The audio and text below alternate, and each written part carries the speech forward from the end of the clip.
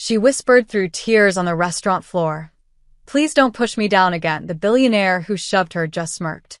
What she didn't know, the quiet man watching from the corner table was the most feared mafia boss in the city.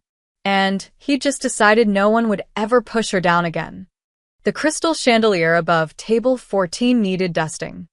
Ana Martinez noticed it as she balanced 4 plates of sea bass on her forearm, weaving through the Friday night crowd at Le Bernardin Palace. In her 2 years serving Manhattan's elite, she'd learned to spot imperfections: the smudged wine glass, the crooked fork, the chandelier that dulled the sparkle in a millionaire's champagne. She'd learned to stay invisible too. "Excuse me, miss?" An older woman at table 9 waved a jeweled hand. "Another bottle of the Chateau Margaux." "Right away, ma'am." Ana smiled, delivered her sea bass plates, and hurried toward the wine cellar entrance near the kitchen. The restaurant hummed with laughter and clinking glasses. Somewhere, a man proposed. Somewhere else, a business deal died over dessert. Ana moved through it all like a ghost in a black vest and white shirt. She didn't see Ethan Caldwell until it was too late. The collision happened in the narrow corridor between the bar and the dining room. Ana, carrying a crystal water pitcher she'd just refilled, turned the corner at the exact moment Ethan stepped backward from his table, phone pressed to his ear, not looking. The physics were simple. The outcome was not. Water arced through the air in slow motion, or maybe that's just how Ana remembered it later. The pitcher slipped from her hands as she stumbled. Cold water splashed across Ethan's charcoal designer jacket, darkening the fabric from shoulder to waist. Time stopped. Ethan Caldwell froze mid-sentence, staring down at his ruined jacket. At 28, he had the sharp features of old money and the cold eyes of someone who'd never heard the word no. His cologne probably cost more than Ana's monthly rent. I'm so sorry, sir." Ana dropped to her knees, grabbing napkins from a nearby service station. "I didn't see you. I'm so sorry. Let me." "Are you kidding me?" Ethan's voice cut through the restaurant chatter like breaking glass. Conversations died at nearby tables. Heads turned. "Do you know how much this jacket costs?" "I'll pay for the cleaning." "Cleaning?" Ethan laughed, but there was no humor in it. "This is Brioni. Custom. You couldn't afford this jacket if you saved for a year." Ana's hands shook as she tried to dab at the water. Her manager, Marcus, was already rushing over, his face pale. This was bad. This was really bad. The Caldwells owned half the real estate in Manhattan. They were regulars. They were untouchable. "Sir, I apologize profusely," Marcus began, but Ethan wasn't listening. He was looking at Ana with something worse than anger. Contempt. "Get up," he said coldly. Ana stood, napkins clutched in her trembling hands. Around them, the restaurant had gone quiet. 50 pairs of eyes watched from shadows and candlelight. Ana felt her face burning, tears stinging behind her eyes. "Don't cry," she thought. "Don't cry in front of them." "People like you," Ethan said, loud enough for everyone to hear, "are too stupid to work anywhere decent. You're clumsy, careless. Honestly, I don't know why they hire." "It was an accident," Ana whispered. "Please, Shut up." Ethan stepped closer. "You know what? You're right. You should pay for this. What do you make minimum wage? Tips." He pulled out his phone. "I'm calling my lawyer. We'll garnish your wages for the next." "Sir, please," Marcus pleaded. "We'll comp your entire meal, your drinks, everything." Ethan's hand shot out. The shove wasn't violent, exactly. Not a punch or a strike. Just 2 hands on Ana's shoulders, pushing hard enough to send her stumbling backward. Her heel caught on the edge of a floor mat. Her arms windmilled. She fell. The sound of her body hitting the marble floor echoed through the silent restaurant. Pain shot through her hip and elbow. The napkins scattered around her like snow. For a moment, Ana just lay there, stunned. She'd never been pushed before. Never been treated like nothing. Like less than nothing. Somewhere in the crowd, someone snickered. "Please," Ana heard herself say, her voice breaking. She looked up at Ethan from the floor, tears finally spilling over. "Please don't push me down again." She wasn't sure why she said it. Maybe because she couldn't say anything else. Maybe because, in that moment, lying on the cold marble while Manhattan's elite watched and whispered, those were the only words that felt true. The snickering grew louder. Someone muttered something about the help. Marcus reached down to help her up, apologizing, always apologizing. Then a chair scraped. The sound cut through the whispers like a blade. Anna looked up through blurred vision and saw a man rising from the VIP section in the back corner, the table everyone knew but nobody approached. Table 23. The table that was always reserved, always private, always surrounded by men in dark suits who never smiled. Alessandro Moretti moved through the crowd like a shark through shallow water. He wasn't tall, maybe 5'10", but he didn't need height. Something in the way he walked, the set of his shoulders, the absolute calm in his dark eyes, made people step back without thinking. The restaurant held its breath. Alessandro stopped in front of Ethan, who hadn't noticed him yet. Ethan was smirking at his friends, pocketing his phone, probably already composing the story he'd tell at his next country club meeting. Then Alessandro's hand shot out and grabbed Ethan's collar. The movement was so fast, so sudden, that Ethan didn't even have time to react. 1 second he was standing. The next, he was being lifted onto his toes. Alessandro's fist twisted in his expensive shirt, their faces inches apart. "You," Alessandro said quietly, "made a mistake." His voice was barely above a whisper, but in the dead silence of Le Bernardin Palace, everyone heard it. Ethan's face went from red to white in an instant. His mouth opened, but no sound came out. Alessandro didn't shout, didn't threaten, didn't need to. He simply held Ethan there, suspended, while his dark eyes promised things that made grown men confess sins they hadn't committed yet. From the floor, Anna stared up at both of them, her heart pounding so hard she thought she might pass out. And somewhere in the back of the restaurant, 3 different phones captured everything. For exactly 7 seconds, nobody moved. Alessandro held Ethan suspended by his collar, their faces so close that Ethan's panicked breathing fogged the space between them. The Mafia boss's expression never changed, no anger, no satisfaction, nothing but cold calculation. Then, just as suddenly as he'd grab him, Alessandro let go. Ethan stumbled backward, gasping, his hand flying to his throat. His face had gone from white to a sickly gray. For a man who'd never experienced real consequences in his 28 years, those 7 seconds had lasted a lifetime. "Mr. Caldwell," a voice cut through the tension. 3 men in expensive suits materialized from somewhere in the crowd. Ethan's bodyguards, his father's men, the people paid to keep him safe. They'd been too shocked to react at first. Nobody grabbed Alessandro Moretti. Nobody touched the Caldwells. These 2 facts couldn't exist in the same universe.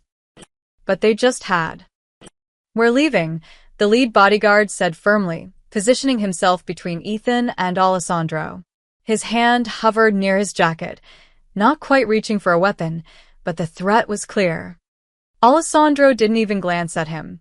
He adjusted his own jacket cuffs, completely unbothered, as if he'd just swatted a fly instead of publicly humiliating one of Manhattan's most powerful heirs. "Smart choice," Alessandro said quietly. Ethan's friends scrambled to gather his things, his phone, his wallet, his dignity.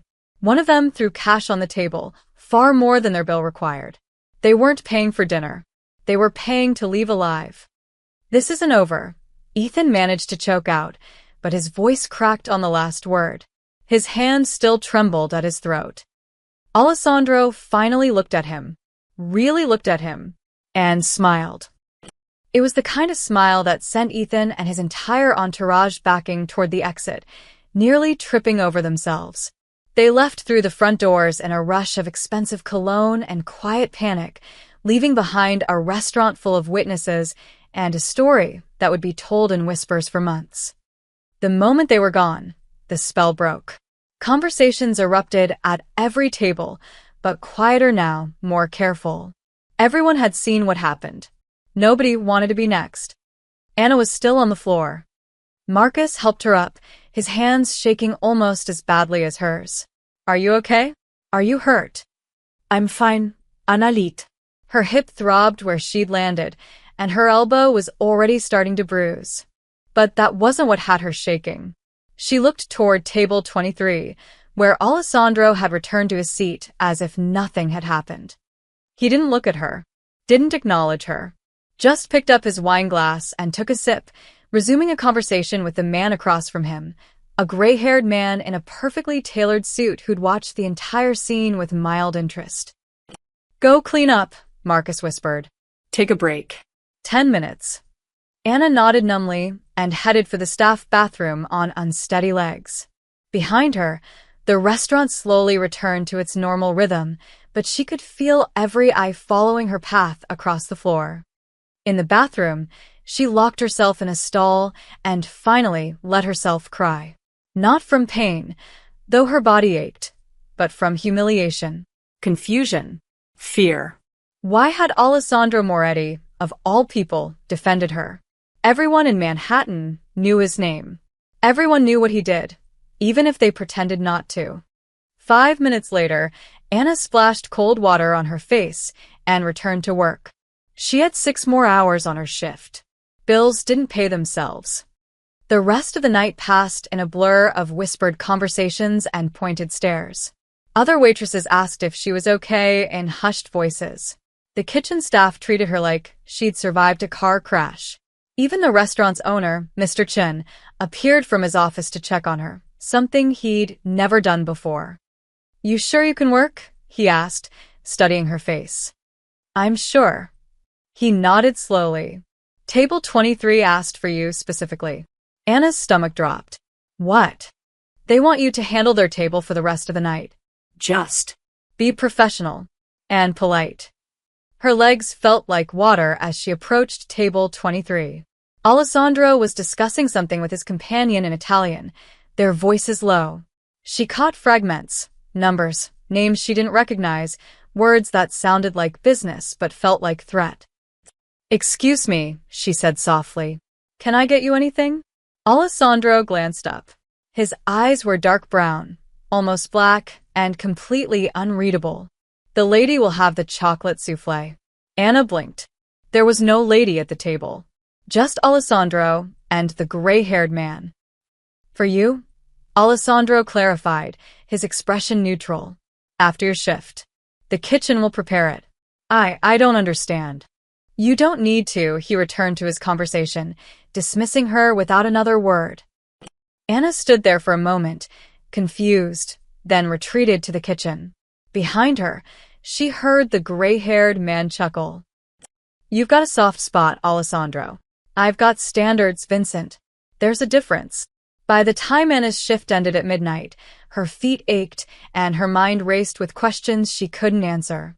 The kitchen had indeed prepared a chocolate souffle, which sat waiting for her with a small note. Go home safe. In the staff changing room, the other waitresses couldn't stop talking. Did you see his face? Ethan looked like he was going to pass out. I heard someone recorded it. Everyone's talking about it. Why would Alessandro Moretti care about a waitress? Anna changed in silence, avoiding their questions. She just wanted to go home, take a hot shower, and forget this night ever happened. But as she left through the back exit into the cold November air, she noticed a black car idling at the curb. The window rolled down, revealing a man in a dark suit, one of Alessandro's men from table 23. Get in, he said. We'll take you home. I can take the subway. It wasn't a request, miss. Anna hesitated, then climbed into the car. As they pulled away from the restaurant, she caught a glimpse of someone across the street, phone raised, camera pointed at her. The videos, she would learn later, had already begun to spread. Richard Caldwell's Saturday morning began with 18 text messages, 11 missed calls, and a video that made his coffee taste like battery acid.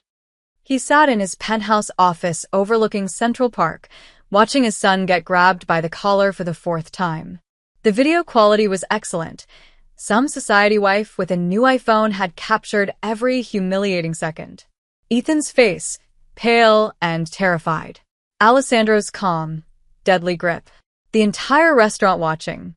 Sir? His assistant, Jennifer, stood in the doorway, tablet in hand. The PR team is here. Send them in.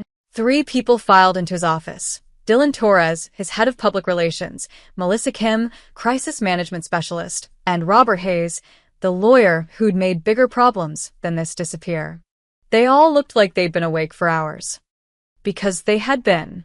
Talk, Richard said, not looking away from his computer screen where the video played on loop.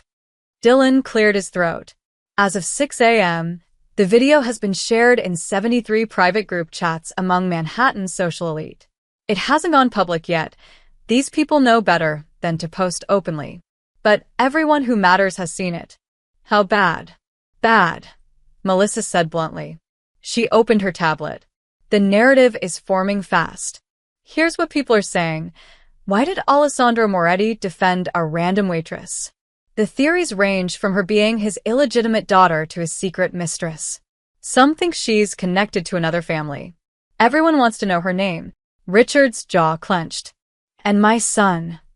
Silence. Say it. Dylan shifted uncomfortably. They're calling him a coward. A bully. Saying he picked on the wrong person's property. The word hung in the air like poison. Property. They were talking about a waitress like she belonged to Alessandro Moretti and, by extension, making his son look like he'd trespassed on Mafia territory.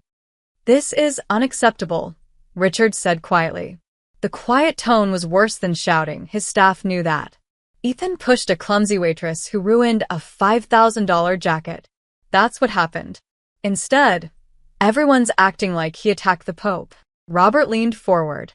With all due respect, sir, it doesn't matter what actually happened. It matters what it looks like. And right now, it looks like your son publicly humiliated someone under Moretti's protection. Then we change how it looks. Melissa nodded. That's what we're here to do. But we need to move fast. The Hampton Garden Club brunch is tomorrow. The Metropolitan Opera Gala is next week. Every charity event, every board meeting, people will be talking. We need to control that conversation. How? Dylan pulled out a folder thick with papers. We shift the narrative. Make this about the waitress, not Ethan. We paint her as incompetent, careless, possibly unstable. Someone who caused a scene and then played victim when consequences followed. And Alessandro? We don't touch him directly, Robert said firmly. Nobody touches Moretti directly. But we can imply he overreacted. Made a scene over nothing. Maybe even suggest he has questionable judgment when it comes to pretty young women. Richard considered this. It was risky, dancing around a man like Alessandro Moretti. But his family had built an empire on calculated risks. What about the restaurant? He asked. Le Bernardin Palace relies heavily on real estate contracts with luxury developers, Melissa said, reading from her tablet. 3 of their suppliers have outstanding business with Caldwell Properties. We can apply pressure there. Suggest that employing negligent staff creates liability issues. Do it, Richard stood, walking to the window. Below, Central Park stretched out in autumn colors, peaceful and perfect. His city. His territory.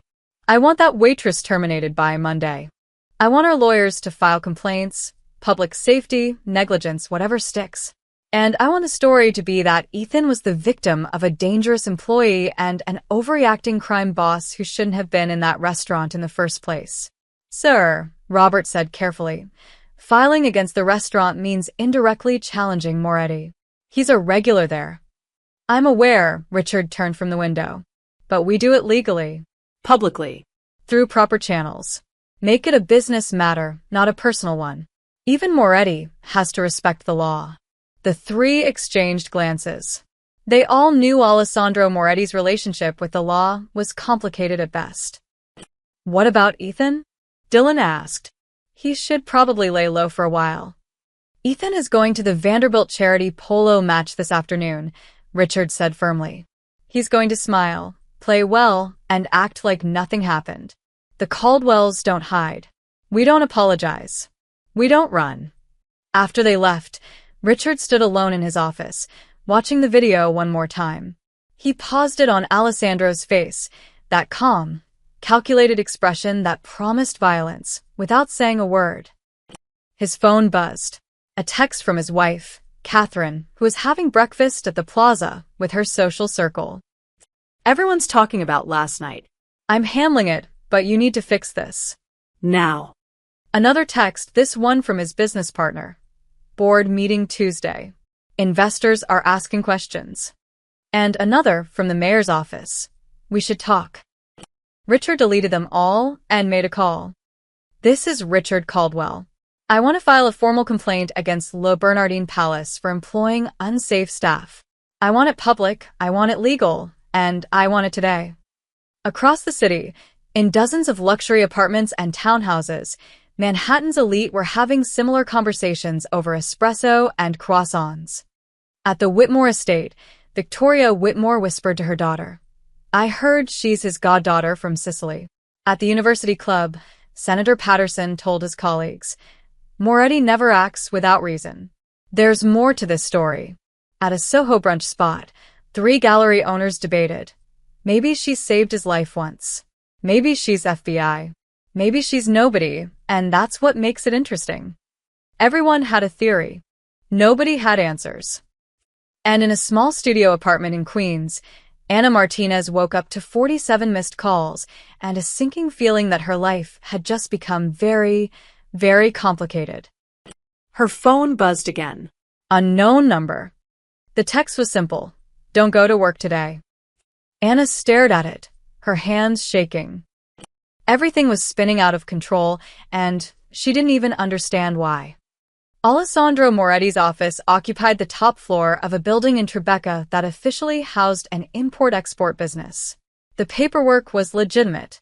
The taxes were paid. Everything looked clean to anyone who cared to look. Most people knew better than to look too closely. You've seen it, I assume, Vincent Rosselli said, setting an espresso on Alessandro's mahogany desk. Vincent had been Alessandro's consigliere for 15 years, gray-haired, sharp-eyed, and one of the few men alive who could speak to him without fear. Alessandro nodded, watching the video play on his laptop for the 3rd time that morning. The angle was good. Clear audio. He could see the exact moment the waitress, Anna Martinez, according to the file Vincent had already compiled, hit the floor. Could hear the tremor in her voice. Please don't push me down again. He closed the laptop. The Caldwells are moving fast, Vincent continued, settling into the leather chair across from Alessandro. Richard's already got his PR machine spinning. They're planning to make an example of the girl. Pressure the restaurant to fire her, file public complaints, paint her as incompetent and possibly unstable. Unstable, Alessandro repeated, his tone flat. Their words, not mine. Vincent pulled out his phone, scrolling through messages. They're being careful not to mention you directly, but the implication is clear. You overreacted to protect some random woman, which makes you look either irrational or involved. Alessandro's expression didn't change, but Vincent knew him well enough to catch the slight tightening around his eyes. They're also leaning on Le Bernardin Palace, Vincent added, threatening their suppliers, questioning their insurance policies, making noise about safety violations. Chun is nervous. He called this morning asking if we wanted him to let the girl go quietly. What did you tell him? That you'd be in touch, Vincent paused. What do you want to do here, Alessandro? Because from where I'm sitting, this looks like a lot of noise over a waitress you met once. Alessandro stood and walked to the window. Below, Tribeca moved through its Saturday rhythm. Tourists with cameras, couples at cafes, joggers along the Hudson. Normal people living normal lives, completely unaware of the chess game being played above their heads. Tell me about Richard Caldwell, he said. Vincent didn't need notes. Real estate empire built by his grandfather. Legitimate on paper, but he's not afraid to play dirty, bribes building inspectors, pushes out small businesses, has politicians in his pocket. Smart enough to never get caught, arrogant enough to think he's untouchable. His son Ethan is exactly what happens when you give a mediocre man unlimited money and zero consequences. Properties? 12 major developments currently in progress across Manhattan. The Crown Tower project in Midtown is his flagship, 60-story luxury condos, breaking ground next month. He's leveraged everything on it. If that project delays, his whole empire feels it. Alessandro turned from the window. What else? Steel shipments coming through Port Newark. Construction permits pending with the city. Contracts with union labor that could get complicated. Vincent smiled slightly. Why? You thinking about sending a message? I'm thinking, Alessandro said quietly, that Richard Caldwell made a mistake. Which mistake? Raising a son who pushes waitresses, or coming after someone under your protection? Both. Alessandro returned to his desk, opening a drawer and pulling out a thin folder. But more than that, he thinks he can control the narrative. Shape how people see what happened. Make the girl into a villain and his son into a victim. Can't he? Not if the story keeps changing. Alessandro opened the folder, revealing photographs, financial documents, shipping manifests. The Caldwells built their fortune on appearing untouchable. Legitimate. Clean. What happens when people start seeing cracks? Vincent leaned forward, scanning the documents. His eyebrows rose. Where did you get these? I've had them for 2 years. Caldwell tried to buy waterfront property I own in Red Hook. When I declined, he attempted to have the city seize it through eminent domain. I don't forget things like that. The document showed a pattern: suspicious zoning permit approvals, payments to offshore accounts, building code violations mysteriously dismissed. Nothing explosive on its own, but together? A mosaic of corruption. You've been waiting for the right moment to use these, Vincent said. It wasn't a question. I've been waiting for him to give me a reason. Alessandro closed the folder. He just did. Vincent sat back, a slow smile spreading across his face. So, what's the play? Alessandro's phone buzzed. He glanced at it, a message from one of his men watching Anna's apartment. Target received warning text. Staying home today. Appears frightened. Good. Fear kept people safe. The play, Alessandro said, setting his phone down, is quiet. No violence. No drama. No dead bodies that trace back to us. We simply make life difficult for Richard Caldwell until he understands his position. And the girl? Protected. From a distance, Alessandro's voice was firm. She doesn't need to know. She doesn't need to be involved. She just needs to be safe while this plays out. Vincent nodded slowly. You know people will talk. They already are. Everyone wants to know why you care about a waitress. Let them talk. Speculation doesn't hurt us. Alessandro opened his laptop again, pulling up a different screen. Construction schedules, permit applications, shipping manifests for Caldwell projects. What hurts us is appearing weak. Allowing people like Ethan Caldwell to think they can act without consequences. And his father? Alessandro's smile was cold. Richard Caldwell is about to learn that money and power aren't the same thing. He has buildings, contracts, lawyers, all things that can be delayed, complicated, examined too closely. He closed the laptop with a soft click. Let's see how loud they are when the walls close in. Vincent stood, understanding the dismissal. I'll make some calls. Start with the port. His steel shipment is due Tuesday. Should be easy to delay for routine inspection. Nothing obvious. Nothing that traces back here. Never is. Vincent paused at the door. For what it's worth. That girl said one sentence, and you moved heaven and earth. People notice things like that. After Vincent left, Alessandro sat alone in his office, the morning sun casting long shadows across his desk. He pulled up the video one last time, watching Anna fall, hearing her broken voice.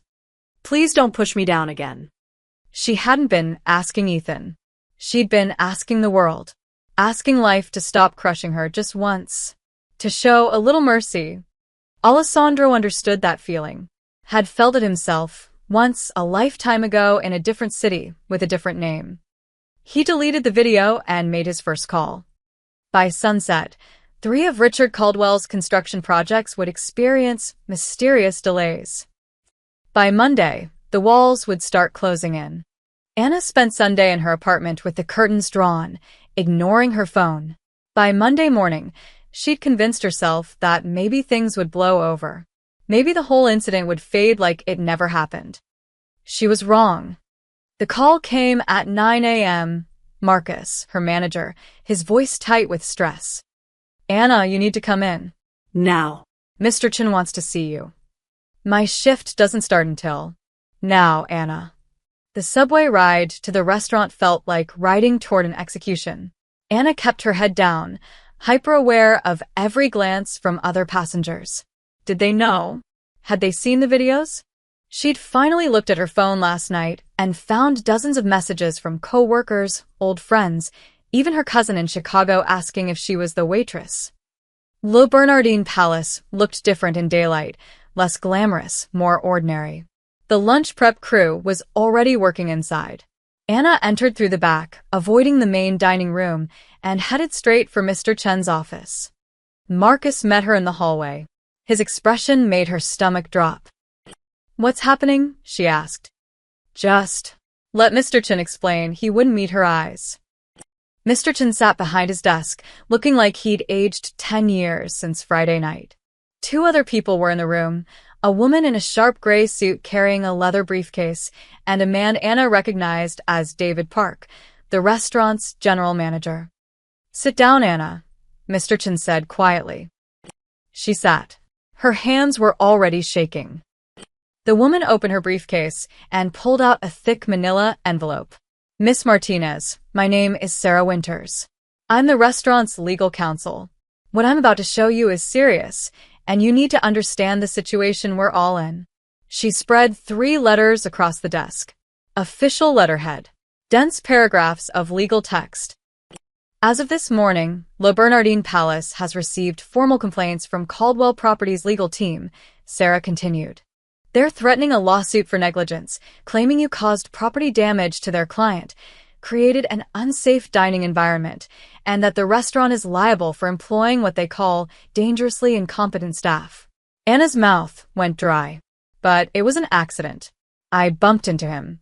They don't care. David Park leaned forward, his voice strained.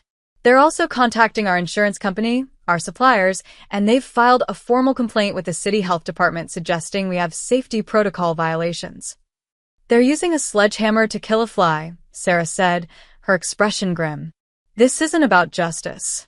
This is about making an example. The problem is they have the resources to make this hurt. Really hurt. Mr. Chen cleared his throat. Anna, you're a good employee. You've worked here 2 years with no problems. But the Caldwells are putting pressure on us from every angle. Our insurance premiums could triple. Our suppliers are getting nervous. I had 2 investors call this morning asking if we're going to have ongoing legal issues.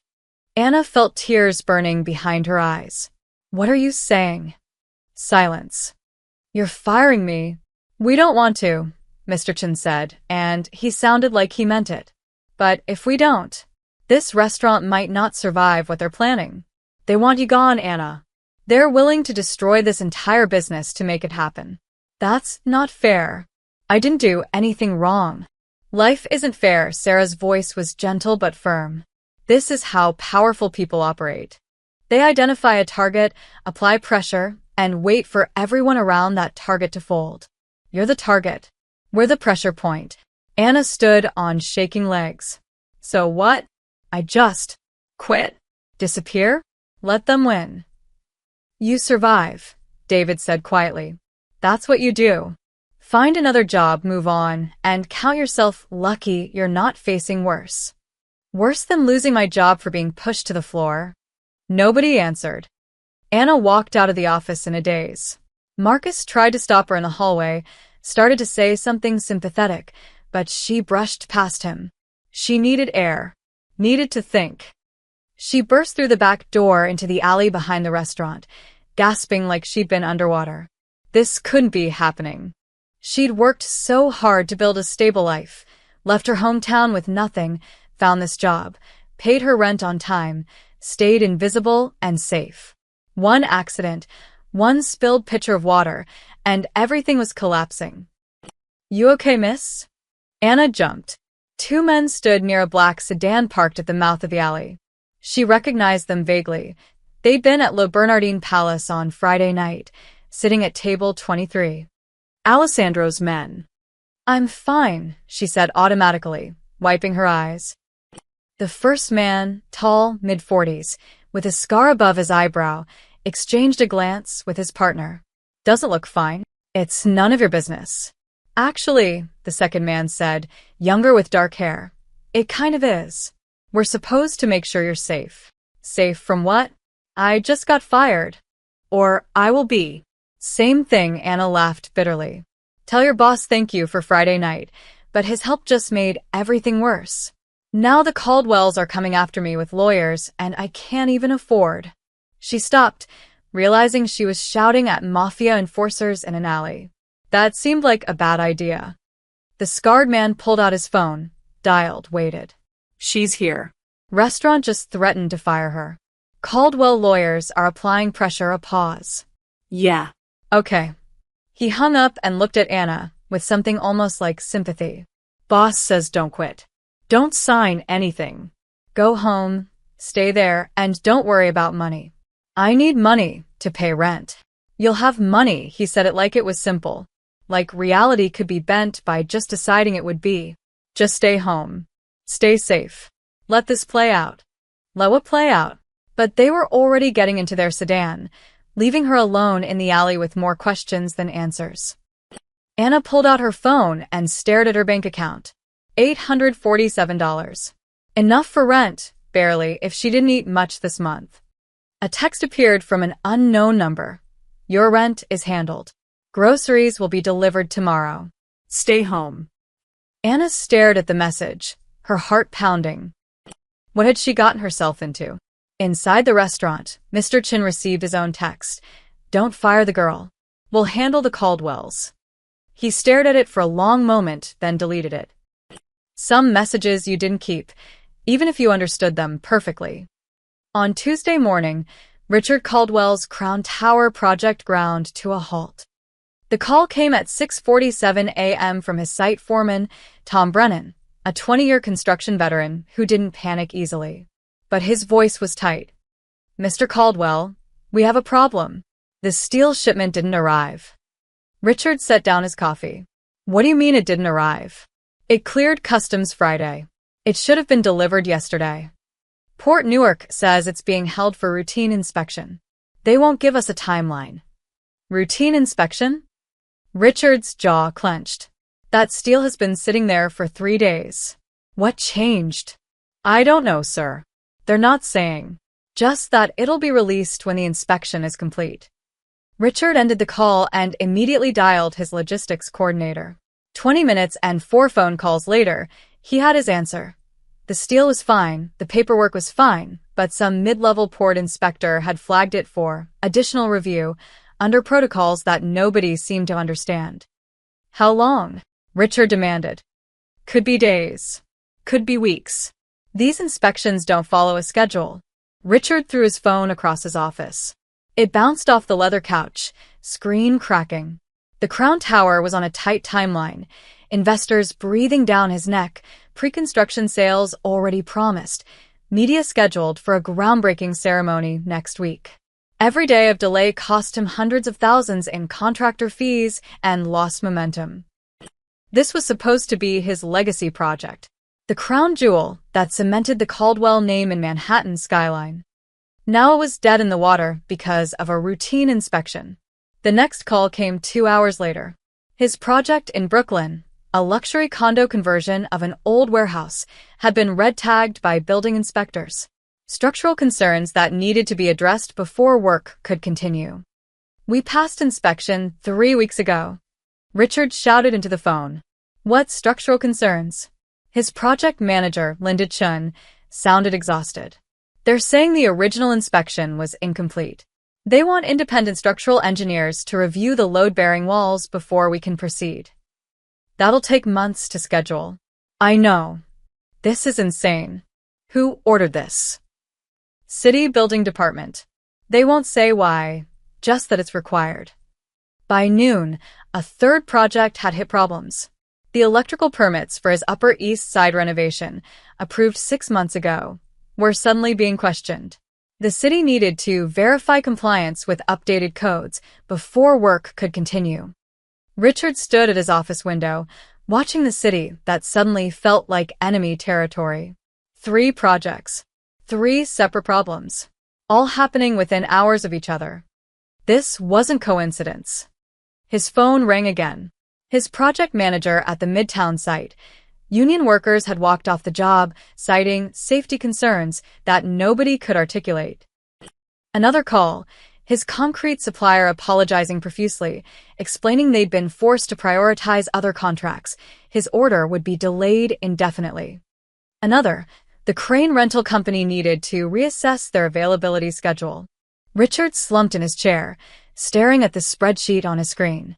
Red everywhere. Delays cascading across every project. Millions of dollars bleeding out daily. His door opened without knocking. Only one person did that. Catherine Caldwell stood in the doorway in a Chanel suit, her expression icy. The Vanderbilt Foundation just withdrew our gala sponsorship. They're saying they need to reassess their partnerships given our recent legal complications.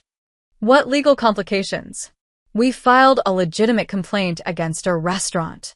That's not how they see it. Catherine closed the door and sat across from him. I had lunch with Patricia Vanderbilt yesterday. She was very polite, very cold. She asked me why we were making such a fuss over a waitress. Why we couldn't just let it go. Because we don't let people disrespect our family. She asked about Alessandro Moretti. Catherine's voice dropped. She asked if we understood what we were doing. Silence filled the office like smoke. This is him, Richard said quietly. All of this. The inspections, the permits, the delays. Moretti is behind it, obviously. How?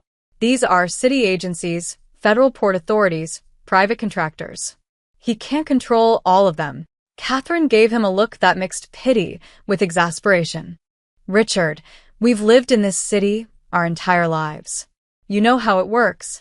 Money talks, favors get called in, people remember who helped them and who didn't. Alessandro Moretti has been operating here for 20 years. Do you really think he doesn't have hooks in every department, every union, every agency that matters? So what? We just surrender?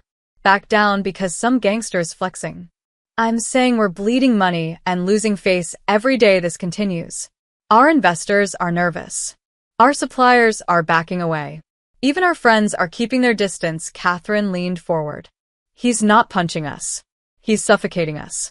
Quietly. Legally. And we have no way to fight back because we can't even prove he's doing anything. Richard's hands clenched into fists. There has to be a way. There is. Apologize. Make this go away. Find the girl. Compensate her. Issue a public statement taking responsibility. She paused. Admit we were wrong. Never. Then watch your empire crumble over a spilled glass of water and your son's temper tantrum. Catherine stood. Your choice, Richard. But make it fast. We don't have much time. After she left, Richard sat alone in his office as the sun tracked across the sky. His phone kept buzzing. More problems, more delays, more bad news. Each one another finger of pressure, another wall closing in. He pulled up his computer and searched for Alessandro Moretti. Found almost nothing, no social media, no interviews, just a few business registrations and property records. The man was a ghost who somehow controlled half the city. A new email arrived. No sender name, just a message. The delays will continue until you understand your position. This is not negotiable. Richard stared at the screen, rage and fear warring in his chest. He'd built an empire on intimidation and power, had crushed competitors, bought politicians, bent the city to his will. And now someone was doing the same thing to him. He picked up his phone and called his lawyer. Robert, I need you to find out everything you can about Alessandro Moretti. I need leverage. I need something I can use. Sir, I'd advise. Find it, whatever it costs. He ended the call and looked out at his city again. If Moretti wanted a war, Richard would give him one. He just needed to find the right battlefield. Anna discovered she was famous on Wednesday morning when she opened her apartment door to get the groceries that had been mysteriously delivered, as promised, and found a camera flash in her face. Anna Martinez? How long have you been involved with Alessandro Moretti? She slammed the door, heart hammering. Through the peephole, she saw 3 people in the hallway, 2 with cameras, 1 with a phone recording. They were knocking now, calling her name. Just a few questions, Anna. What's your relationship with the Moretti family? Is it true you're under his protection? Anna backed away from the door, hands shaking. How did they find her apartment? How did they know her full name? She grabbed her phone and saw 17 missed calls from numbers she didn't recognize, dozens of texts from people she barely knew, and her social media accounts, which she rarely used, flooded with messages. Most were curious. Some were supportive. Many were cruel. Gold digger. Mafia whore. You ruined a good man's reputation for attention. Hope you're happy, you manipulative bitch. Anna felt sick. She hadn't asked for any of this. She'd spilled water, gotten pushed, and now her entire life was unraveling. Her phone rang, a number she recognized. Her landlord. Hello. Miss Martinez, I'm getting complaints. There are photographers in the building asking about you, bothering other tenants. This is a quiet building. We can't have this kind of attention. I didn't invite them. I don't want them here. Nevertheless, it's becoming a problem. I need to ask, is there something going on I should know about? Anna closed her eyes. Even her landlord thought she'd done something wrong. No. Nothing. I'll handle it. She hung up and sank onto her couch, staring at her phone as notifications kept flooding in. Someone had found her Instagram. 3 photos total, all from over a year ago, and people were picking apart everything. Her smile, her clothes, her background. Strangers analyzing her life like she was a puzzle to solve. A text appeared from Marcus. Don't come to work. There are reporters outside the restaurant. Mr. Chin says stay away until this blows over. So now she couldn't even work. Not that she had a job anymore, probably. Another text, unknown number, pack a bag. You're being moved. Anna stared at it. Moved where? By who? No response. 20 minutes later, someone knocked, a different rhythm, calm and professional. Anna looked through the peephole and saw the scarred man from the alley, the one from Alessandro's detail. She opened the door a crack, the chain still attached. What's happening? You're not safe here. Too exposed. Too easy to find, his voice was matter of fact. We have a place for you. Quieter. More secure. I don't want to go anywhere. I want my life back. That's not an option right now, miss. His expression softened slightly. Look, I get it. This is scary. But those reporters out front? They're the least of your problems. The Caldwells are escalating. They're pushing this story hard, and people are picking sides. Some of those messages you're getting? They're from people who think you deserve what's coming. Anna felt cold. What does that mean? It means we're taking you somewhere safe. Tonight. And if I say no... He looked at her for a long moment. Then you're on your own. And when something happens, and it will, we won't be there to stop it. Anna wanted to argue, to insist she could handle this herself. But she'd seen the messages. The hate. The strangers who thought they knew her story and had already decided she was the villain. I'll pack, she whispered.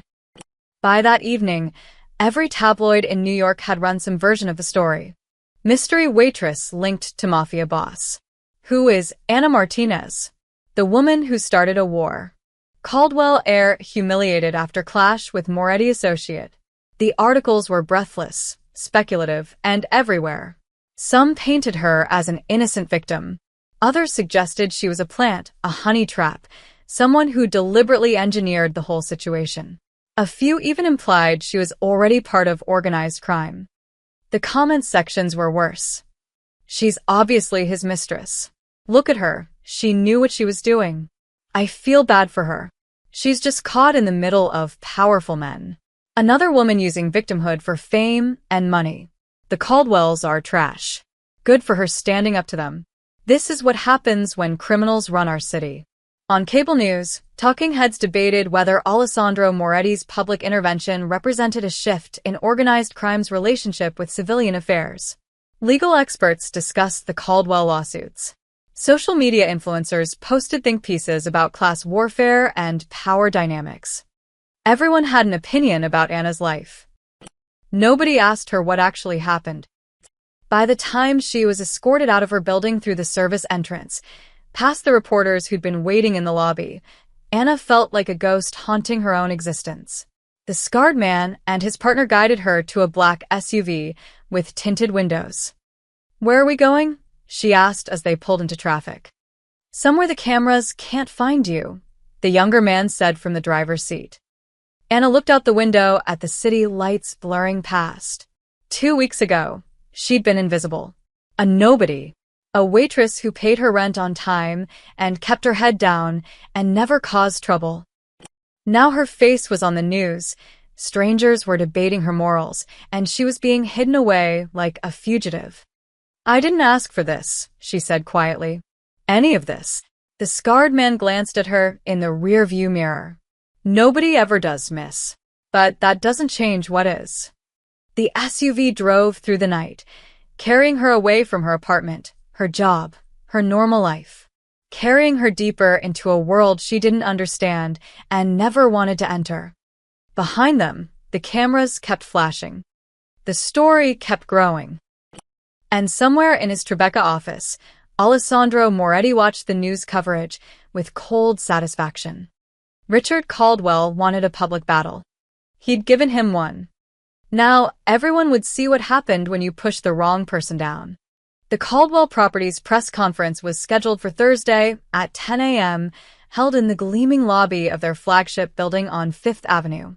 Richard had orchestrated every detail: the lighting, the backdrop, the carefully selected journalists who'd been promised exclusive follow-up interviews. Ethan sat beside his father at the polished oak table, wearing a perfectly tailored navy suit and an expression of wounded dignity. They'd rehearsed this for hours. Dylan Torres had coached him on body language, tone, when to pause for effect. "Look sincere," Dylan had instructed. "Not angry, hurt, disappointed. You're the victim who just wants to move forward." Now, facing 24 cameras and twice as many reporters, Ethan kept his hands folded on the table, his posture relaxed but attentive. Exactly as practiced. Richard spoke first, his voice measured and grave. "Thank you all for coming. My family doesn't typically engage in public disputes, but recent events have forced us to address serious allegations and misrepresentations." He paused, letting the weight settle. "Last Friday evening, my son Ethan experienced what should have been a minor incident at a restaurant, an employee's carelessness that resulted in property damage.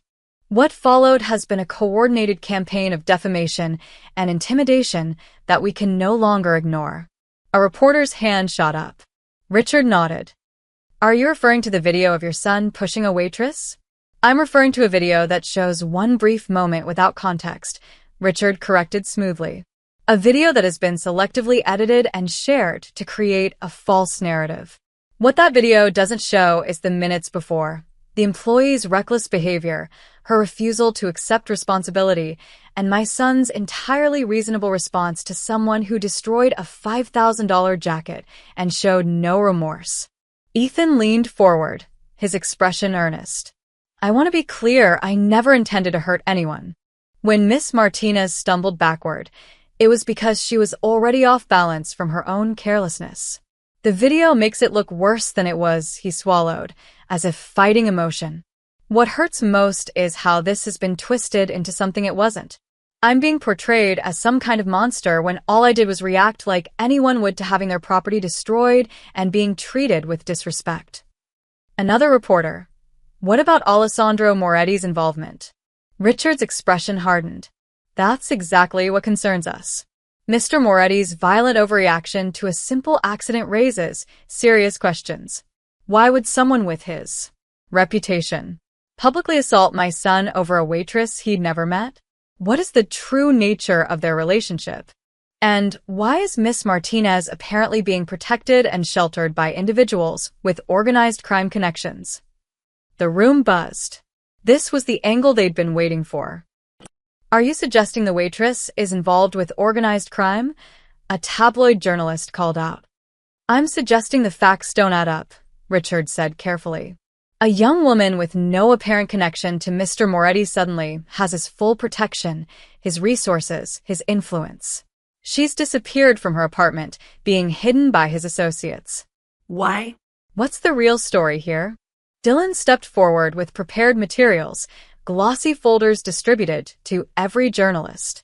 Inside, a timeline of events, photographs of Ethan's ruined jacket, copies of the restaurant complaint, and most damaging, a detailed background on Anna that made her look calculating. Miss Martinez has worked at multiple upscale restaurants over the past 3 years, Dylan explained, reading from prepared notes. Each position lasted less than 9 months. At her previous employment, she was reprimanded twice for errors in service. There's a pattern here of someone who seeks attention, who creates problems, and who has now found the perfect situation to exploit. It was masterful character assassination. None of it was technically false. Anna had worked at other restaurants before Le Bernardin Palace, had been reprimanded once for being late and once for dropping a tray, but the way it was presented suggested something sinister. Melissa Kim distributed another document, a formal defamation complaint filed that morning with the New York State Supreme Court. We are seeking damages for defamation, intentional infliction of emotional distress, and conspiracy to harm our family's reputation, she announced. This complaint names not just Miss Martinez, but anyone who has knowingly participated in spreading false and malicious information about my client and his son. The language was broad enough to include Alessandro without naming him directly, a calculated risk, but one that allowed them to appear strong without directly challenging the Mafia boss. How much are you seeking? Someone shouted. $20 million, Melissa said flatly, plus court costs and punitive damages. The number landed like a bomb. 20 million would destroy someone like Anna. It would haunt her for life. Ethan spoke again, his voice thick with practiced emotion. I don't want money. I just want my life back. I want to stop being called a bully and a coward. I want people to know the truth, that I'm the real victim here. This woman's carelessness and this situation she's created with certain individuals has turned my entire life upside down. He looked directly into the cameras. I'm not a bad person. I don't deserve this. The performance was flawless. Several reporters actually looked sympathetic. Richard stood, signaling the end. We won't be taking further questions, but our legal team has prepared detailed statements. Thank you for your time and for helping us tell our side of this story. Within an hour, the news cycle had shifted. Caldwell's Fight Back were the real victims. $20 million defamation suit filed against mystery waitress Ethan Caldwell. I'm not a monster. Questions mount about Moretti connection to Martinez. Social media exploded with debate. Finally, someone telling the truth. These gold diggers always play victim. Are we really believing the billionaires are the victims here? That press conference was BS. We all saw the video. $20 million? They're trying to destroy her for an accident. Something's not right about her connection to Moretti. They're hiding something. By evening, even legitimate news outlets were questioning Anna's motives, her background, her sudden disappearance. The narrative was shifting, not completely, but enough. Enough to create doubt. Enough to make some people wonder if maybe, just maybe, the Caldwells had a point. In his Tribeca office, Alessandro watched the press conference recording for the third time, his expression unreadable. Vincent stood nearby, arms crossed. They're playing it smart. Can't attack you directly, so they're attacking the girl's credibility. Make her look like a schemer. Make you look like you got played by a pretty face. They filed a $20 million lawsuit against a waitress. And they'll withdraw it later as a goodwill gesture to look magnanimous. Right now, it's just meant to scare her. Intimidate anyone helping her. Vincent paused. It's working, too. I've had 3 calls from people distancing themselves, saying they don't want to get involved in legal complications. Alessandro's jaw tightened. Richard Caldwell thinks he can control the narrative by playing victim, by making this about doubt and questions instead of what actually happened. Can he? Alessandro stood, walking to his window. The city lights flickered in the darkness below. No, he said quietly, because doubt works both ways. And he's built his entire empire on appearing legitimate. Clean. Above reproach. He turned back to Vincent, his expression cold. Let's show them what's really underneath. The first package arrived at the New York Times on Friday morning. Jennifer Walsh, investigative reporter with 15 years covering city corruption, almost tossed it in the recycling. No return address, plain manila envelope, the kind cranks used to send conspiracy theories and grainy photos of UFOs. But something made her open it. Inside, a USB drive and a single type note. The Caldwells aren't who they claim to be. Everything you need is here. Verify it. Jennifer plugged the drive into her computer. Her eyes widened. Zoning permit applications with handwritten notes in the margins, dollar amounts, dates, initials. Building inspection reports that had been filed showing violations, then mysteriously replaced days later with clean versions. Bank statements showing wire transfers to offshore accounts in the Cayman Islands, each transfer coinciding with a major permit approval or rezoning decision. Holy shit, Jennifer breathed. She spent the next hour cross-referencing everything. The documents were real. She could verify the permit numbers, the dates, the officials involved. Someone had handed her a roadmap to systematic corruption spanning 5 years. By noon, 3 other major outlets had received identical packages. The Washington Post's New York bureau chief opened his to find detailed records of Caldwell Properties bribing city council members to approve zoning changes that displaced low-income residents. Names, amounts, email correspondence that made it impossible to deny. The Wall Street Journal got financial documents showing money laundering through shell companies, luxury properties purchased with cash, held for months, then sold at suspicious losses that magically reduced the Caldwells' tax burden. Bloomberg received evidence of Caldwell Properties manipulating building code enforcement, paying inspectors to ignore violations at their sites while red-flagging competitors' projects. Every package included the same note, verify it. And they did. By Friday evening, Jennifer Walsh had confirmed enough to run with the story. Her editor initially hesitated. The Caldwells had powerful lawyers and deep pockets, but the documentation was too solid to ignore. The article went live at 11 p.m. Caldwell Empire built on corruption. Internal documents reveal years of bribery, money laundering. The opening paragraph pulled no punches. Caldwell Properties, one of Manhattan's most prominent real estate developers, has systematically bribed city officials, manipulated building inspections, and laundered money through offshore shell companies, according to internal documents obtained by the Times. The evidence suggests a pattern of corruption dating back at least 5 years, touching dozens of projects across New York City.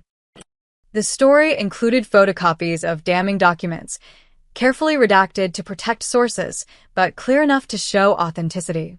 Bank transfers with handwritten notes like ZB approval, final payment, and inspector handled proceed, email chains discussing the usual arrangements for permit approvals. Within an hour, the other outlets published their versions. Each one added new details, new evidence, new angles. Together, they painted a devastating picture. Richard Caldwell's phone started ringing at midnight. Have you seen it? Catherine didn't bother with hello. It's everywhere. The Times, the Post, Bloomberg. They have our financial records, Richard. They have everything. Richard sat in his home office in his pajamas, laptop open, watching his empire collapse in real time. The articles were being shared thousands of times. Cable news was already preparing emergency segments. His carefully constructed press conference from yesterday, Ethan's wounded dignity, the defamation lawsuit, their victim narrative, was being obliterated. Where did they get this? He whispered. Does it matter? It's out. It's verified. The DA's office is going to have to investigate. Richard scrolled through the documents embedded in the Times article. He recognized them. These were from his private files, his secured servers. Only a handful of people had access, and he trusted them all. Which meant someone had stolen them. Or, more likely, given what happened to his construction projects, someone had been planning this for a long time. Alessandro Moretti. He's destroying us, Richard said flatly. You think? Catherine's voice dripped with bitter sarcasm. You pushed a waitress.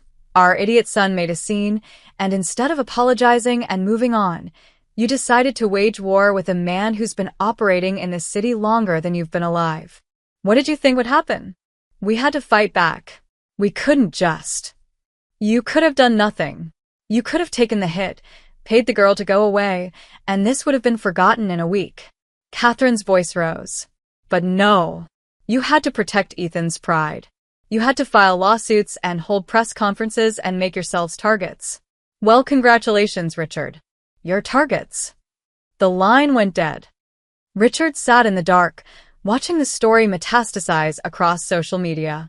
Hashtags were already trending. Hashtag Caldwell corruption, hashtag billionaire scandal, hashtag NYC bribery. His phone buzzed with new messages. From his lawyer, we need to talk. Tonight. From his lead investor, emergency board meeting. Monday, 9 a.m. Don't be late. From the mayor's office, the DA has opened a formal investigation. They'll want to speak with you. By Saturday morning, the narrative had completely shifted. The same reporters who'd been sympathetic at yesterday's press conference were now writing scathing follow-ups. Editorial boards were calling for investigations. Political opponents were demanding accountability. Caldwell, victim, narrative collapses amid corruption scandal. From press conference to federal investigation in 24 hours. Ethan Caldwell's tears look hollow next to family's bribery evidence. Social media was merciless. So the real victims were actually criminals the whole time. Shocker. They sued a waitress for $20 million while laundering millions. The audacity. Funny how bullies always claim they're the victim when they get caught. That press conference aged like milk. The defamation lawsuit became a punchline. Legal experts on cable news called it a desperate distraction from serious criminal exposure.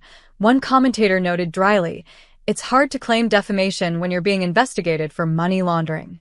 By Sunday, federal investigators had joined the inquiry. The FBI was interested in the offshore accounts. The IRS wanted to discuss tax evasion. The Manhattan DA was building a case around the bribery evidence.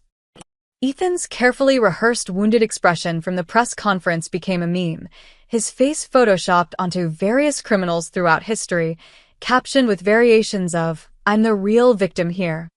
Richard watched it all unfold from his penthouse, feeling the walls close in exactly as Alessandro had promised.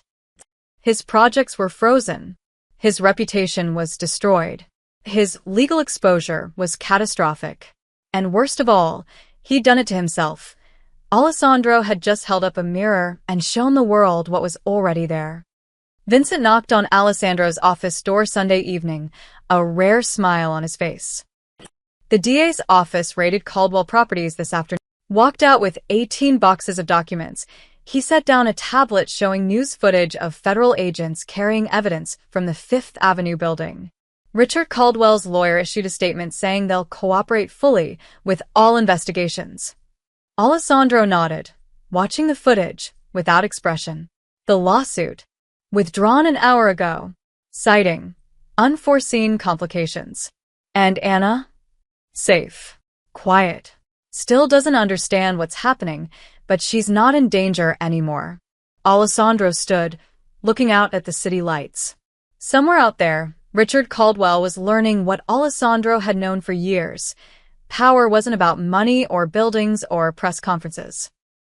It was about knowing where the bodies were buried and having the patience to dig them up at exactly the right moment. The Beaumont Foundation Charity Gala was Manhattan's most exclusive social event of the fall season. Held annually at the Plaza Hotel's Grand Ballroom, it attracted senators, CEOs, celebrities, and anyone who wanted to be seen as mattering in New York high society.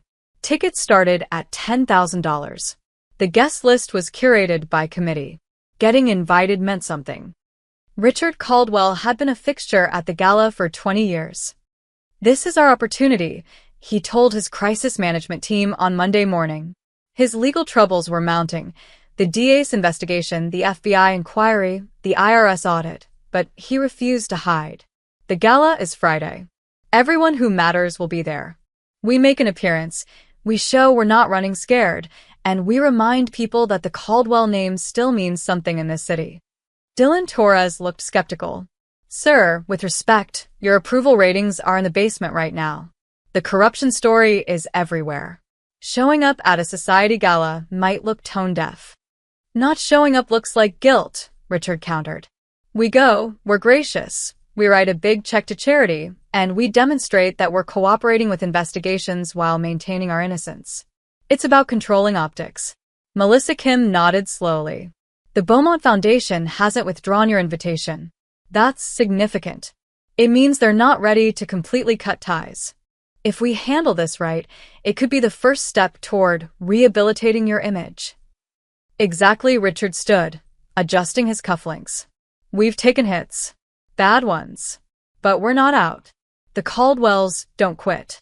What Richard didn't know was that the Beaumont Foundation had received a very generous anonymous donation that week.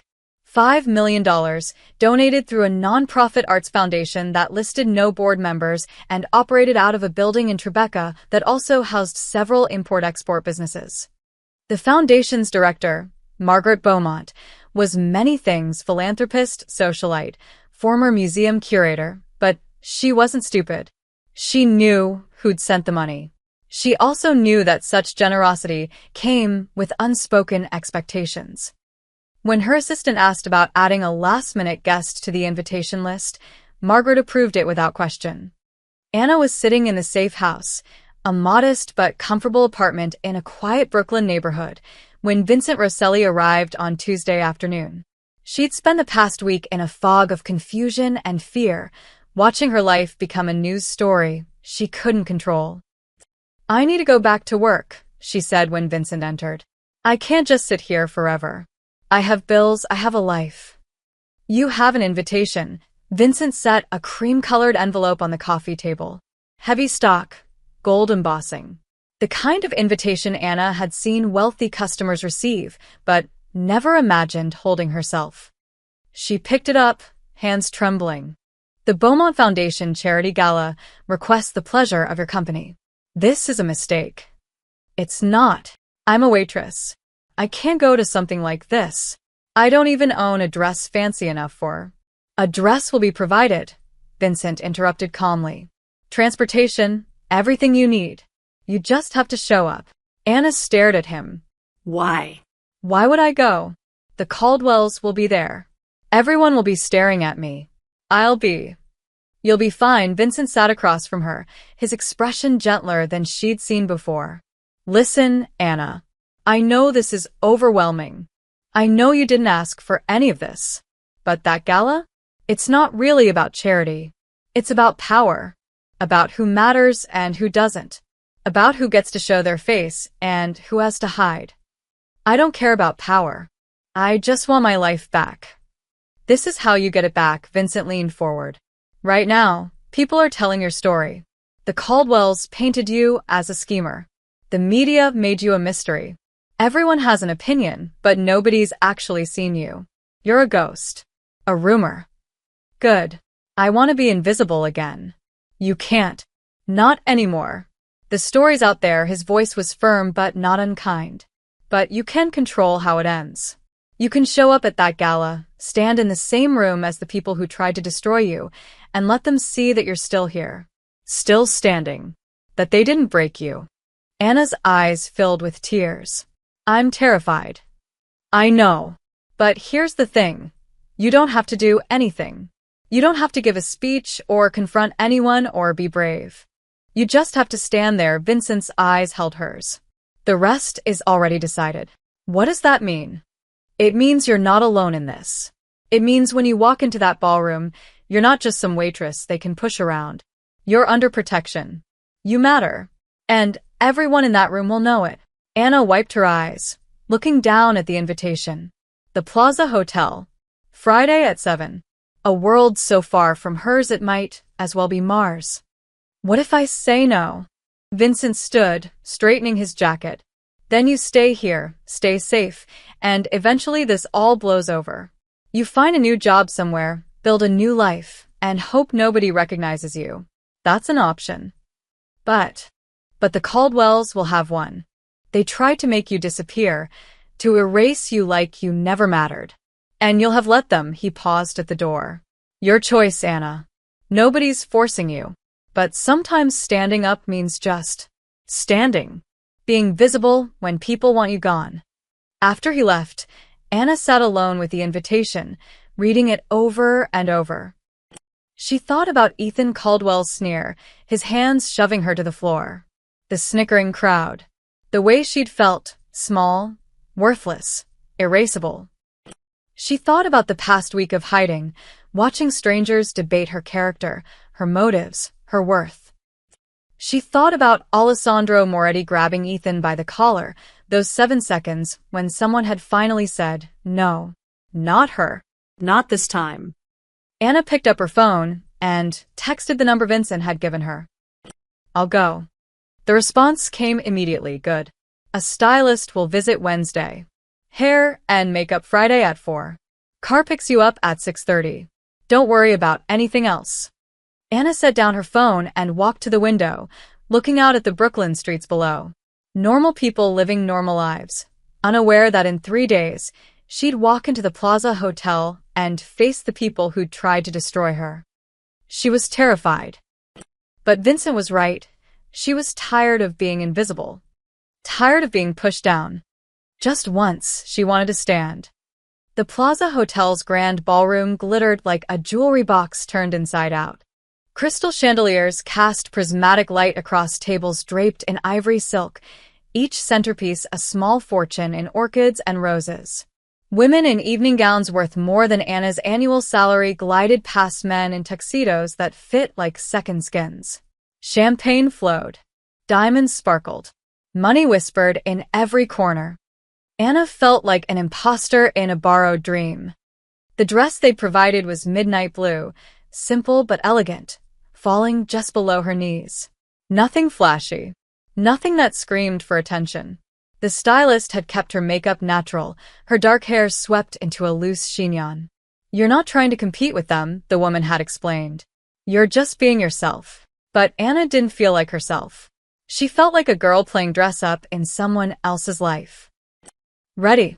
Vincent offered his arm at the entrance. He'd arrived with the car, an unexpected courtesy. Behind him, 2 other men in dark suits, Alessandro's people, always watching. No, Anna admitted. But I'm here anyway. They entered together. The moment Anna stepped into the ballroom, conversation stuttered and died like dominoes falling. Heads turned. Whispers rippled outward in waves. She felt every eye lock onto her, felt the weight of recognition, curiosity, judgment. That's her. The waitress. What's she doing here? Anna's instinct was to run. Vincent's hand on her arm kept her steady. Eyes forward, he murmured. You belong here just as much as any of them. They found their table, mercifully toward the side, not center stage. Anna sat, hyper-aware of everything, the couple 3 tables over staring openly, the woman in emeralds whispering behind her hand, the photographer in the corner whose camera kept swinging her direction. Then she saw the Caldwells. They sat at a prominent table near the front, Richard in a perfectly cut tuxedo, Catherine in champagne silk, and Ethan looking pale and uncomfortable. The family that had tried to destroy her, sitting 20 feet away in their tailored armor of wealth and status. Richard noticed her. His expression flickered, surprise, then anger, then something calculating. He leaned toward Catherine, whispered something. She glanced at Anna, her face a mask of controlled displeasure. The evening proceeded with agonizing formality. Dinner was served, courses Anna barely tasted. Speeches were given by foundation directors and generous donors. The Beaumont Foundation presented awards. Throughout it all, Anna felt like an exhibit, a curiosity everyone pretended not to stare at while staring constantly. Then Margaret Beaumont took the microphone for closing remarks. Before we conclude this wonderful evening, I'd like to acknowledge the incredible generosity of our donors. She listed names, powerful families, corporations, foundations. And a special thank you to our anonymous benefactor whose extraordinary $5 million contribution will fund arts education programs across the city for the next decade. Applause filled the ballroom. Anna clapped politely, not understanding. Margaret continued, her voice taking on a more serious tone. This foundation was built on principles of compassion, dignity, and standing up for those who cannot stand for themselves. These values matter, especially in challenging times when it's easier to look away than to do what's right. The room grew quieter. People sensed something shifting. Which brings me to a matter that has dominated our city's attention these past weeks. Margaret looked directly at Richard Caldwell. Mr. Caldwell, would you join me, please? The ballroom went silent. Richard stood slowly, his lawyer face firmly in place, and walked to the front. Camera flashes erupted. The event had media present, carefully selected outlets covering Manhattan's elite at play. Anna's heart hammered. What was happening? Mr. Caldwell, Margaret said, her voice carrying through the microphone, you've asked for this opportunity to address a situation that has caused considerable discussion. Richard took a breath, and Anna suddenly understood. This had been arranged, negotiated. The price of his attendance, perhaps, or a condition Margaret had imposed after receiving that anonymous $5 million donation. Richard looked out at the crowd, then his eyes found Anna. For a moment, the billionaire real estate mogul who'd tried to crush her looked almost human, almost vulnerable. Miss Martinez, he began, his voice carefully modulated. I owe you an apology. The words landed like stones in still water, creating ripples of shocked murmurs. Recent events have revealed truths about my family and our business practices that I deeply regret. In the midst of addressing these issues, I allowed anger and pride to dictate my actions. He paused, the pause of a man who'd rehearsed this, but hated every word. My son made a mistake. I compounded it by attacking your character and your livelihood instead of simply apologizing. For that, I am truly sorry. Anna sat frozen. Every camera in the room swung between Richard and her, capturing her shock, his carefully controlled contrition. What happened at Le Bernardin Palace was a misunderstanding that spiraled out of control, Richard continued, using the exact language his lawyers had probably written. You were doing your job. The accident was exactly that, an accident. Neither you nor anyone else deserved the treatment you received, from my son or from my family's subsequent actions. I apologize publicly, completely, and without reservation. He looked at Ethan, who sat at their table with his head lowered, face burning red. Ethan? Ethan stood reluctantly, looking like he might be sick. He couldn't meet Anna's eyes. I'm sorry, he managed, his voice barely audible. I was wrong. I'm sorry. The humiliation was total, absolute. The man who'd sneered at her, pushed her, called her stupid, was apologizing in front of Manhattan's elite with cameras capturing every second. Anna opened her mouth, unsure what to say. Then she saw him. Alessandro Moretti stood at the very back of the ballroom, partially hidden in shadow near the service entrance. Arms crossed, face expressionless. He wasn't sitting at a table, hadn't eaten dinner, hadn't participated in the evening's festivities. He was just there. His presence filled the room more than any speech or apology. Everyone knew who he was. Everyone understood what his attendance meant. The Caldwells weren't apologizing because they wanted to. They were apologizing because they had to, because the alternative was worse. Alessandro's dark eyes met Anna's across the crowd. He didn't smile, didn't nod, just looked at her for a moment, then turned and disappeared through the service door, leaving as silently as he'd arrived. Miss Martinez? Margaret's voice pulled her back. You accept their apology? Anna looked at Richard Caldwell, powerful, desperate, trapped by his own choices. Looked at Ethan, humiliated and small, looked at the crowd of wealthy elites watching this drama unfold over champagne and dessert. "I accept," Anna said quietly. Because what else could she say? Because despite everything, she just wanted it to end. Applause erupted, polite and uncertain. Richard returned to his table without meeting anyone's eyes. The evening concluded with awkward small talk and hurried exits. Anna sat in her chair as the ballroom slowly emptied, Vincent standing nearby, and realized something fundamental had shifted.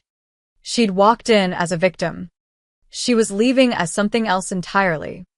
3 days after the gala, Anna returned to Le Bernardin Palace. Marcus nearly dropped his clipboard when she walked through the back entrance in her server's uniform. "Anna, I thought. We didn't know if you were coming back." "I need to work," she said simply. "And last I checked, nobody actually fired me." Mr. Chen emerged from his office, looking relieved and anxious in equal measure. "Anna, welcome back. If you need anything, any accommodations, just let me know." It was strange, being treated like she might break. She was the same person who'd worked here for 2 years, who knew every table number and wine pairing by heart. But everything had changed, and everyone knew it. Her first shift was surreal. The dinner crowd arrived as always, wealthy couples celebrating anniversaries, business dinners lubricated with expensive wine, tourists treating themselves to something special. But when Anna approached tables, something was different. "Good evening, my name is Anna, and I'll be." "We know who you are," an older woman in pearls interrupted, but her smile was warm. "It's lovely to meet you, dear." Her dinner companion nodded. "What you went through is awful. We're glad you're all right." Anna didn't know how to respond. "Thank you. Can I start you with drinks?" It happened again at the next table. And the next. Customers who would have barely noticed her before now treated her with careful respect, like she was someone who mattered. A few even asked for photos, which Mr. Chen quickly, but politely discouraged. The other servers were different too. Before, Anna had been part of the furniture, another body in the rotation, friendly but forgettable. Now they watched her with a mixture of awe and wariness. Whispered conversations stopped when she entered the break room. Questions hung unasked in the air. Sarah, a server who'd worked there longer than Anna, finally spoke what everyone was thinking. "So, "Are you, connected now?" To them. "I'm just trying to work," Anna said quietly. "But Alessandro Moretti helped me when I needed help. That's all." Anna pulled on her apron. "I'm the same person I was 2 weeks ago. I just want to do my job." Sarah nodded slowly, but the distance remained. Anna understood. She'd become something they couldn't quite categorize, not quite one of them anymore, but not part of that other world either. Suspended somewhere in between. The Caldwells, meanwhile, had retreated from public view entirely. Ethan's social media went dark. Richard canceled all public appearances. Catherine resigned from 3 charity boards. Their flagship Crown Tower project remained frozen, investors pulling out in waves. Federal investigators worked through boxes of evidence while lawyers negotiated plea deals behind closed doors. The empire wasn't destroyed. Too much money, too many assets, too many lawyers for complete collapse. But it was wounded, diminished, operating under a cloud of scandal that wouldn't lift for years. The Caldwell name, once synonymous with success, now carried whispers of corruption and humiliation. Anna watched it unfold from a distance, through news articles and overheard conversations. She felt no satisfaction, no vindication. Just a strange, hollow exhaustion, like surviving a storm and surveying the wreckage. 2 weeks after her return, Alessandro Moretti walked into Le Bernardin Palace. Anna was clearing a table when she noticed the familiar silence, that particular quality of quiet that meant someone important had arrived. She looked up and saw him being escorted to table 23 by Marcus, who looked pale and nervous. Her hands trembled as she balanced the plates. "Anna," Mr. Chen appeared beside her. "Table 23 requested you specifically." Of course they had. She approached the table on unsteady legs. Alessandro sat alone, reading something on his phone. He wore a dark suit, understated and perfectly tailored. When he looked up, his expression was neutral, polite. "Good evening," Anna said, her voice steadier than she felt. "Can I get you something to drink?" "The Barolo, please." 2016-inch. Right away, she turned to leave. "Anna." She stopped, turned back. Alessandro studied her for a moment with those dark, unreadable eyes. "You're all right?" It wasn't really a question, more an assessment. "Yes. Thank you." "For everything." He nodded once, dismissing the gratitude as unnecessary, just doing what needed to be done. Anna wanted to ask so many questions. Why had he helped her? What did he want from her? Was she safe now, truly safe, or would there always be a debt hanging over her head? But looking at him, she understood she'd never get real answers. Men like Alessandro Moretti didn't explain themselves. They simply acted, and the world rearranged itself around their decisions. "I'll get your wine," she said. Over the following weeks, Alessandro became an occasional regular. Once, maybe twice a month, always at table 23, always requesting her section. He was polite, tipped well, never lingered too long, never mentioned that night, the videos, the gala, any of it. He was just a customer, and she was just a waitress. Except they both knew better. The city moved on as cities do. New scandals replaced old ones. Different headlines captured attention. The story of the waitress and the Mafia boss faded into Manhattan lore, something people referenced occasionally, a cautionary tale about power and consequences, but no longer breaking news.